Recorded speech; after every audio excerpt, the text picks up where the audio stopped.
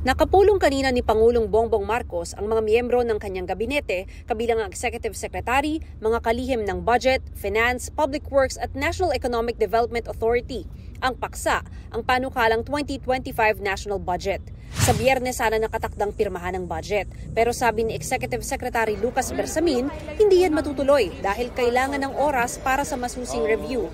Hindi pa malinaw kung kailan pipirmahan ang budget, pero kinumpirma ni Bersamin na may mga bahaging i-veto. Wala namang pagkontra rito ang liderato ng Kamara at Senado dahil bahagi ito ng proseso. Sa ilalim ng Article 6, Section 27 ng 1987 Constitution, may kapangyarihan ang Pangulo na i-veto ang anumang batas na ipinasa ng Kongreso. Sa ilalim din ng Konstitusyon, pwedeng i-veto ng Pangulo ang partikular na items o bahagi lang ng budget. Kabilang sa pinupuna ngayon sa ipinasang budget sa Bicameral Conference Committee ang halos 215 billion pesos na dagdag sa budget ng DPWH kumpara sa nakasaad sa National Expenditure Program o ang proposed budget na isinumite ng ehekutibo. Mahigit 17 billion pesos na dagdag sa Kamara at mahigit 1 billion pesos na dagdag sa Senado. Gayon din ang mahigit 11 billion pesos na kaltas sa budget ng DepEd at pagtatanggal ng subsidy ng PhilHealth. Pinupuna rin ang 26 billion pesos na budget para sa Ayuda para sa Kapos ang Kita Program o AKAP na tinanggal sa bersyon ng Senado pero ibinalik sa BICAM. Ayon sa law expert na si Professor Dan Gatmaytan, pagtatanggal lang ng partikular na item ang pwedeng gawin ng Pangulo. Hindi niya pwedeng ilipat sa ibang kagawaran ng budget na tinanggal sa ibang programa.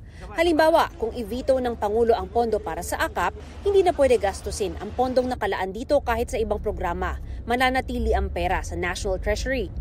Kung i-veto naman ang PhilHealth budget na zero na ang subsidy, hindi pa rin mababalik ang orihinal na alokasyon na 74 billion pesos. Congress has to respond, I don't know, next time or next year, mas maingat sila or mga kailangan ng special appropriations eventually, no? Pag kailangan, it looks like kailangan talaga ng pera for certain things. I think may mga emergency naman yan eh. Sa ilalim ng 1987 Constitution, ang pag-veto ng Pangulo pwede pa ring i-override o ipawalang bisa ng Kongreso.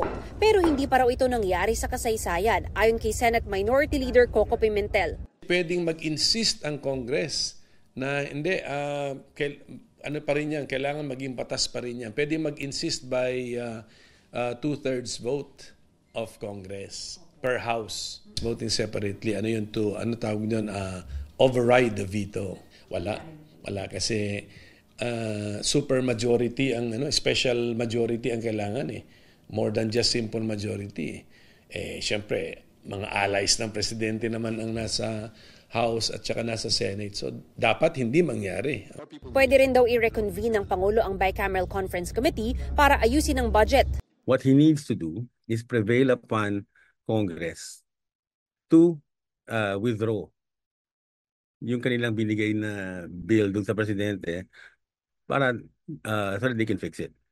Yun ang natingin kong pinaka-viable na solution here without making the president veto the entire budget. Sabi ng Senate President, pwede naman i-augment o dagdagan ang pondo pagkatapos maipasa ng budget. It's in the special provisions. The Speaker, the Senate President, the Chief Justice, all the heads of agencies, of constitutional agencies have that power. Because they have fiscal autonomy. Para sa GMA Integrated News, Mav Gonzalez ang inyong saksi. Mga kapuso, maging una sa saksi. Mag-subscribe sa GMA Integrated News sa YouTube para sa iba't ibang balita.